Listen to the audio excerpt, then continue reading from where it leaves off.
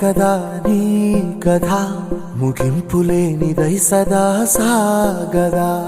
ఇదే కదా నీ కథ ముగింపులేనిదై సదా సాగదా.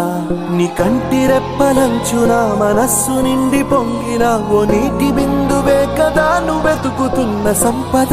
ఒక్కొక్క జ్ఞాపకానికి 100 ఏళ్ల ఆయువుందిగా, ఇంకెన్ని ముందు వేచనో అవన్నీ వెతుకుతూ పదా. మనుష్యులందు నీ కథ మహర్షిలాగా సాగదా. మనుష్యులందు నీ కథ మహర్షిలాగా సాగదా.